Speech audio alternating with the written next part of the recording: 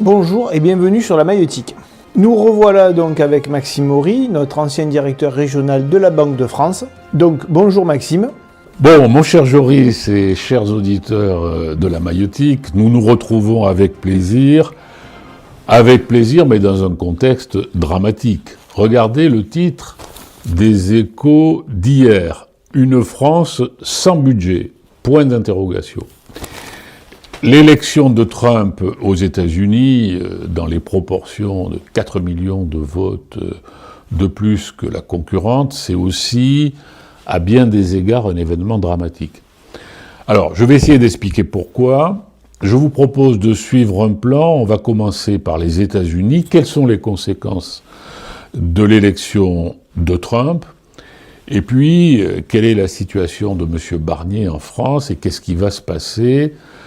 Nous avons deux crises en France parallèles et qui sont interconnectées. C'est la crise politique, la crise financière.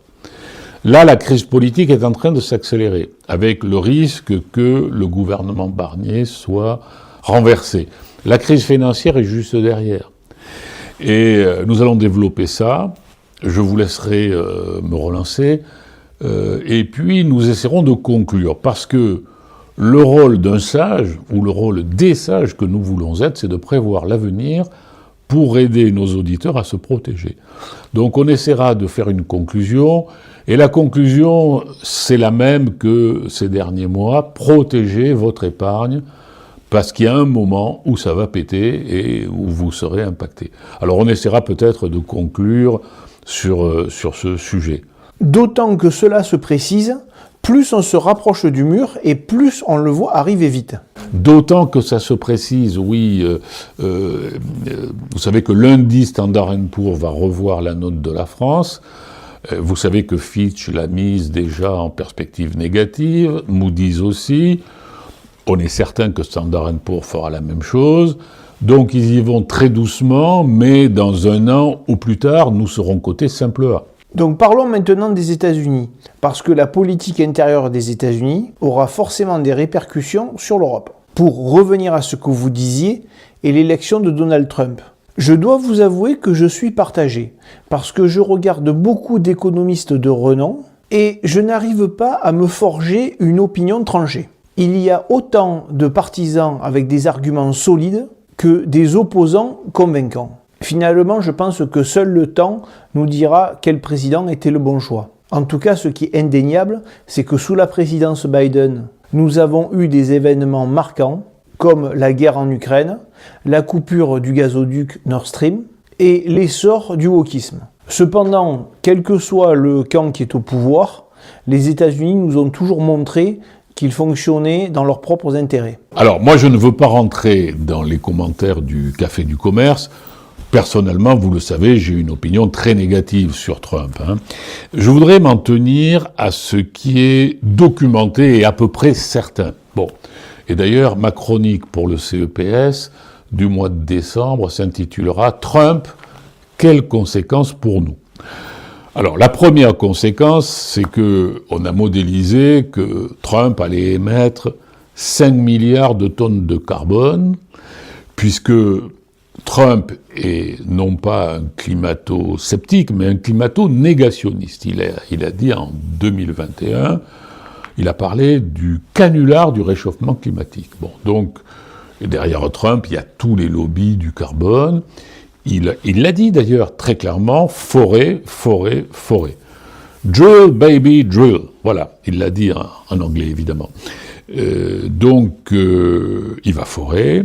Il va laisser forer. Je suis pas sûr qu'il ait compris que nous soyons sur le pic pétrolier, parce que forer, c'est pas dire que c'est bien, mais ça suppose que ce soit rentable. Or, le pétrole de schiste n'est pas forcément rentable. Mais enfin, la lutte contre le réchauffement climatique est abandonnée.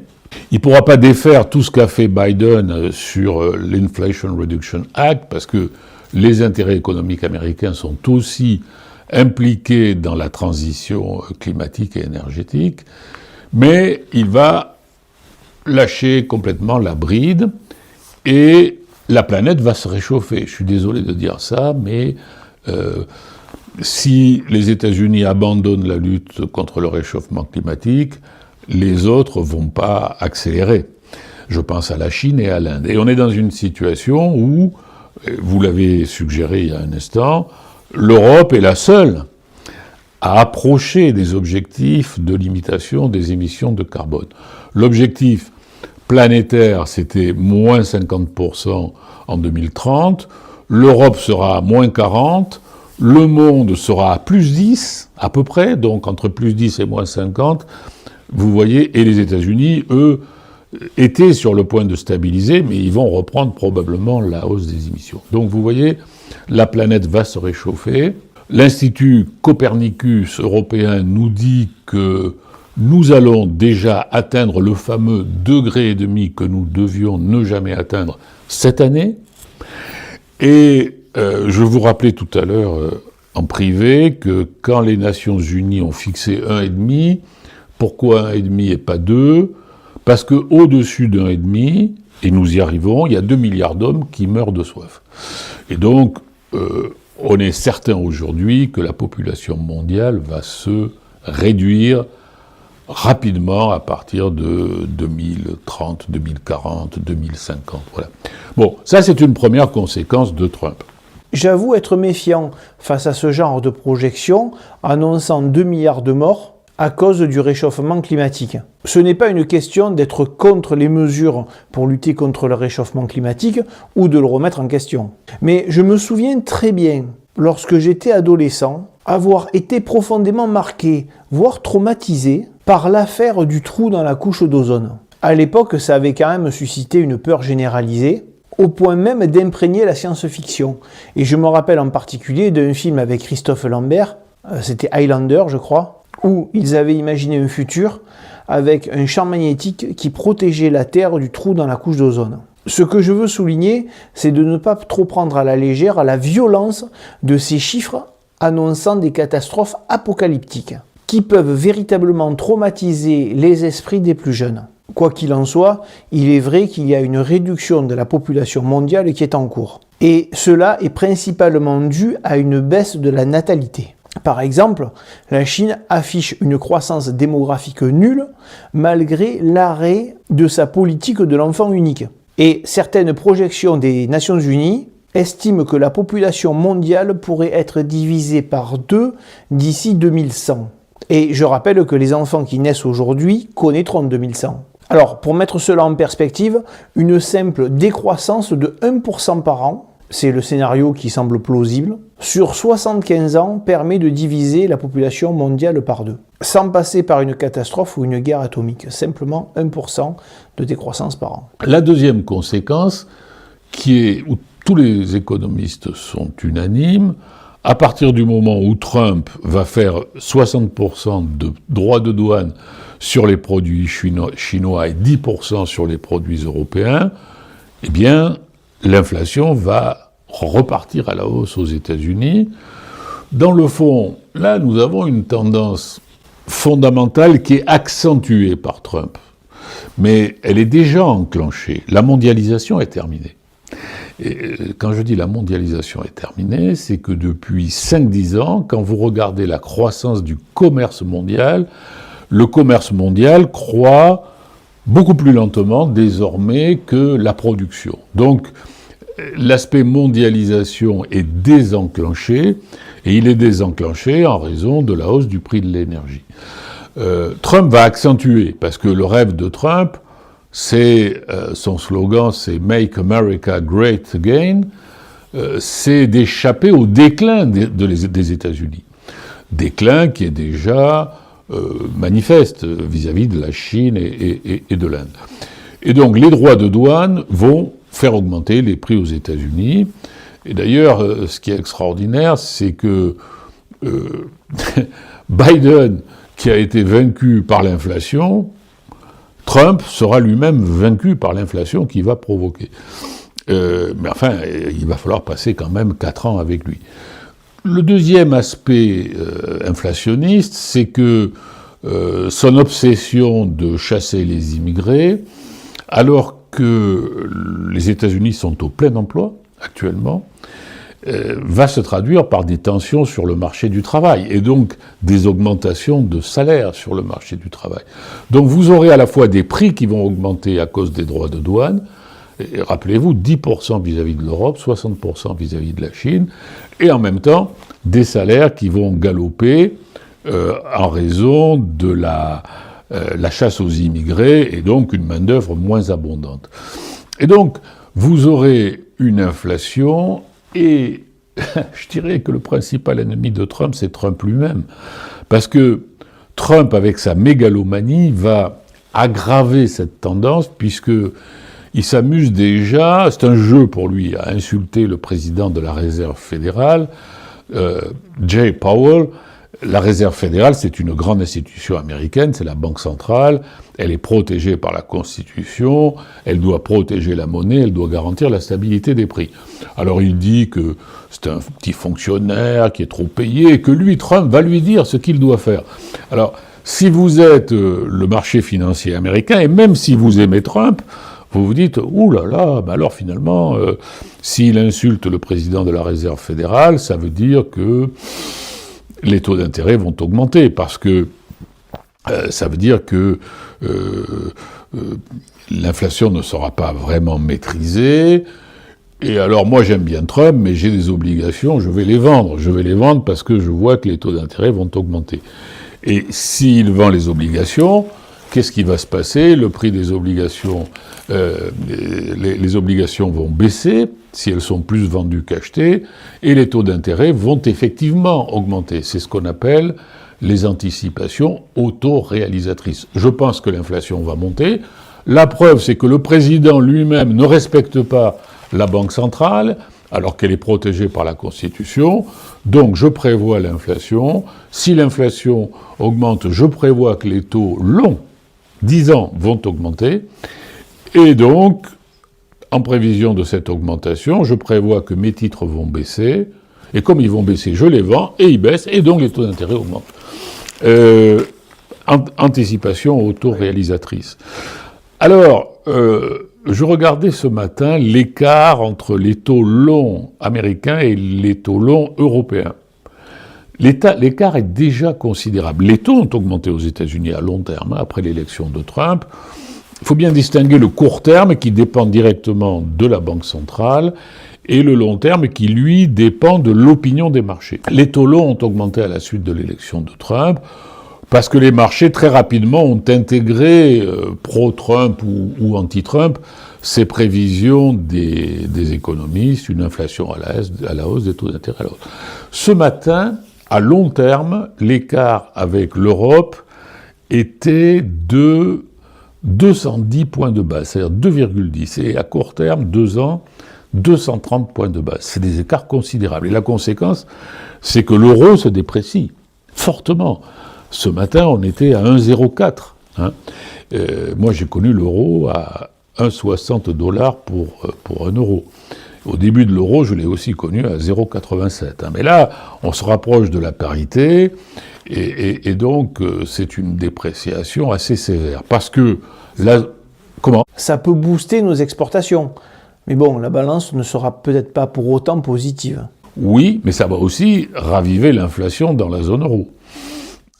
Parce que dans la zone euro, nous sommes au bord de la récession. Regardez les indicateurs PMI, Purchase Manufacturing Index, auprès des directeurs d'achat.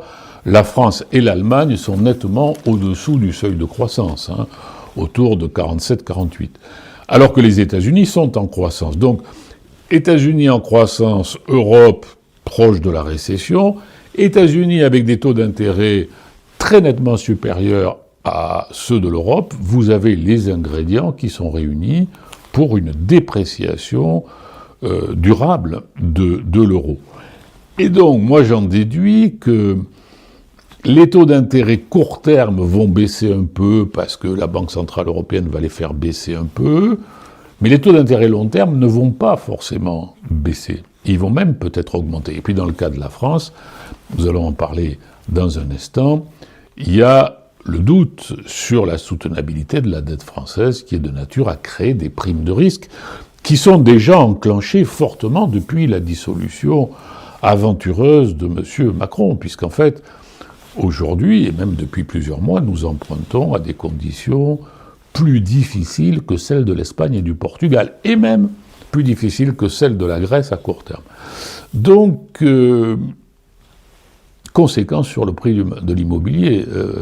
Moi, je vois des impacts très forts sur le prix de l'immobilier. Je vous laisse peut-être réagir un peu. Alors, une petite précision pour les auditeurs. Et je mettrai les sources de ce que je vais dire en dessous de la vidéo. Aux États-Unis, la population immigrée est principalement composée de personnes qui viennent pour travailler. Cela s'explique par une politique dite d'immigration choisie. Cela favorise les entrées sur le territoire dans le cadre d'un emploi. Il convient toutefois de préciser que les États-Unis accueillent aussi des immigrants venus par regroupement familial et même des personnes qui demandent l'asile politique, mais ces flux sont beaucoup plus encadrés et contingentés qu'en France. Bien sûr, bien sûr. Alors ce que vous dites à l'instant, Joris, renforce mon argumentation, c'est-à-dire que comme ce sont des gens qui viennent pour travailler, ça va tendre les conditions sur le marché du travail dans le sens d'une augmentation des salaires, alors que le plein emploi est déjà réalisé. Et donc, c'est très mauvais, quoi. Hein. Oui, mais je le précise parce que les Français ont l'habitude d'une immigration qui est basée sur d'autres critères, et du coup, ils pourraient ne pas comprendre ce que vous avez dit. Oui. Alors, un autre point concernant les États-Unis et leur politique de croissance du toujours plus. Si demain, les États-Unis arrêtaient complètement leur croissance, et sans pour autant revenir à l'âge de pierre, mettez fin à toute innovation technologique, je me demande bien comment nous ferions. En Europe, nous n'avons plus de croissance, et je rappelle que pour notre armée, notre défense, nous ne respectons même pas les engagements que l'on doit tenir au niveau de l'OTAN, en matière d'investissement militaire. Mais nous souhaitons toujours être protégés. Donc pour moi, il y a quand même un discours contradictoire. C'est un peu comme les critiques envers Elon Musk. Ok, imaginez qu'il n'y ait pas d'Elon Musk aux États-Unis, et que ce soit en Corée du Nord ou en Chine qu'une personne réussisse à faire décoller les fusées et les faire poser à la verticale. Que penserait-on en France dans ce cas? Ne serions-nous pas paniqués d'être à la merci de la Chine, de la Russie ou de la Corée du Nord? Durant l'année 2023, la Chine a fait plus de 70 lancements et a déployé plus de 140 satellites. Elon Musk, sur la même période, a effectué plus de 100 lancements et a déployé plus de 6000 satellites. Mais attention, la Chine prévoit d'envoyer plus de 12 000 satellites à terme pour ses télécommunications, enfin entre autres. Donc je pense que nous devrions réfléchir. On voit bien que nous sommes donc face à des enjeux cruciaux dans un monde qui est hautement compétitif. Et dans ce contexte, nous devrions éviter de nous mettre des bâtons dans les roues et plutôt réfléchir à notre place dans cet environnement global. Oui, mais alors la planète va se réchauffer et le réchauffement climatique va s'accélérer. Alors, ce n'est pas forcément vrai, car on peut imaginer une innovation technologique qui permette de capter le carbone de manière efficace. Le progrès technologique nécessite de l'investissement et une véritable capacité à avoir confiance dans l'innovation. Prenons l'exemple des lanceurs de fusées.